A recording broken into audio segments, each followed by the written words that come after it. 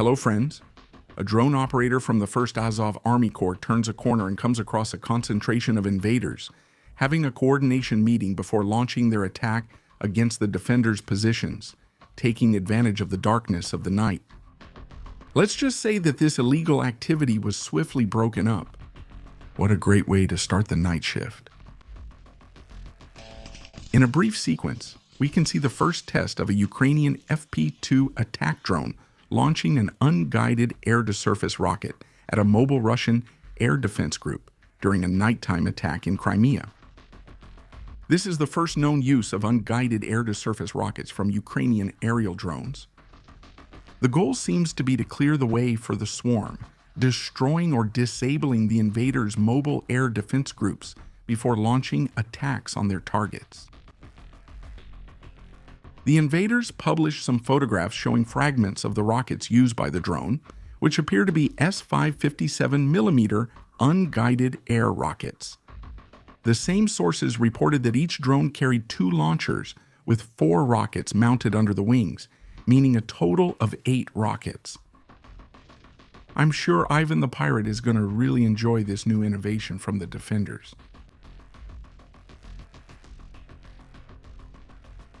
An invader decided it would be a great idea to have a duel with a mosquito, so he started shooting at it with his rifle.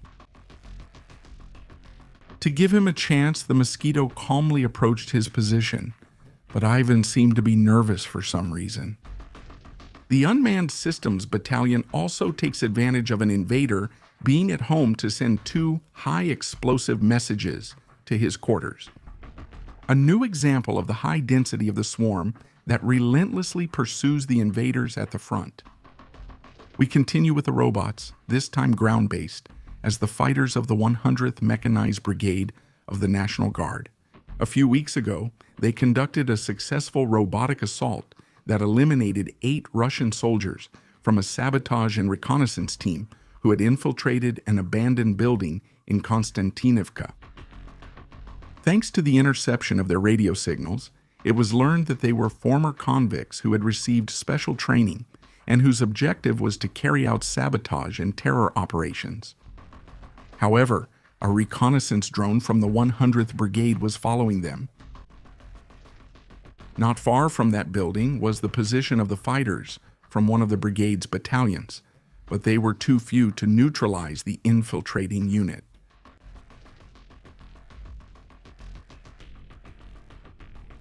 That's why the brigade command quickly developed a unique plan, which was essentially a robotic assault against the saboteurs' position.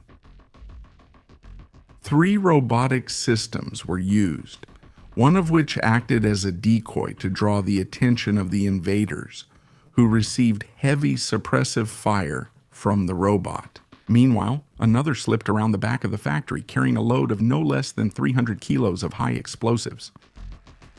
At the last moment, the orcs realized the danger and managed to throw themselves into the elevator shaft. At that moment, the explosion occurred, causing the building to collapse and trapping the raiders under the ruins. Meanwhile, the brigade's soldiers from the nearby position surrounded the destroyed building, where they received a logistical delivery from the 3rd robot that included anti-tank mines. The remaining orcs were offered a chance to surrender, but they responded with gunfire, so the defenders had no choice but to throw the anti-tank mines configured as demolition charges at them, which finished off the group of invaders. The attack destroyed the Russian position, stopping them from setting up a forward base in the city. No Ukrainian personnel were put in danger during the neutralization operation. This is the future of urban warfare, where ground drones can carry out precise high-impact attacks while preserving the valuable lives of Ukrainian soldiers.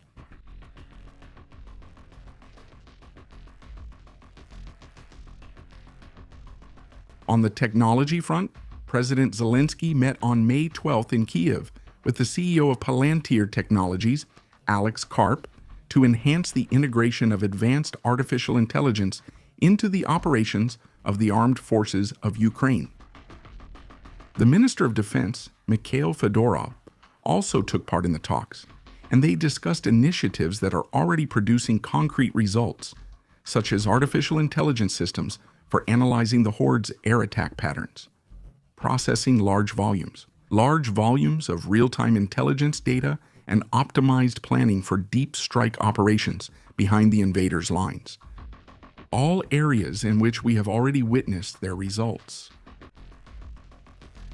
One of the key initiatives is the Brave 1 data room platform, developed jointly with Palantir. This is a secure platform that provides defense developers with access to real data compiled on the battlefield, including images and telemetry of threats such as Shahed drones, information that is used to train expert AI models. More than 100 companies are currently developing, with over 80 models focused on detecting and intercepting aerial targets in complex conditions, which is expected to improve the effectiveness of Ukraine's air defense. Anyone with a computing background will immediately understand how valuable it is to have such a substantial data set for developing a solution. Now, Palantir is not just any American company, as it is a leader in data analysis and artificial intelligence. With a market capitalization of approximately $330 billion, and it has been providing support to Ukraine since the initial visit of its CEO to Kyiv in June 2022. This collaboration allows us to leverage Ukraine's unique combat data as a real testing ground, transforming frontline combat experience into technological advantages that can be quickly implemented.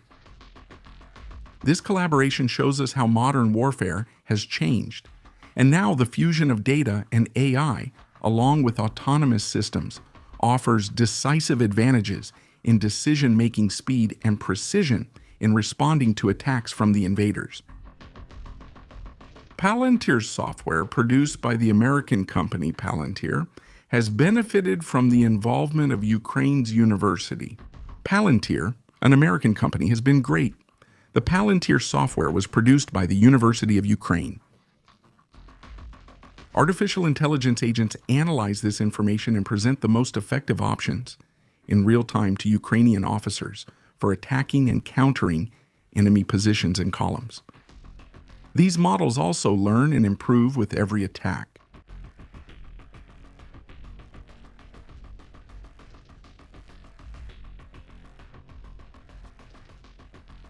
An example of the results this program is producing is the automatic target tracking system from the Dutch company Fiducial Defense, which uses a combination of computer vision to identify the presence of Shahed drones and which was tested through the Test in Ukraine program. This software is already integrated into the Ukrainian Interceptor drone Spitfire, which during nighttime interception tests demonstrated high efficiency in the detection, tracking, and automatic interception of aerial targets. The experts in anti-drone systems present at the tests pointed out that they had not seen solutions of this caliber before, praising the precision, adaptability, and autonomy of the system in environments with high electronic interference. This technology allows interceptor drones to operate with minimal human intervention in target acquisition, while keeping the final attack decisions under the operator's control.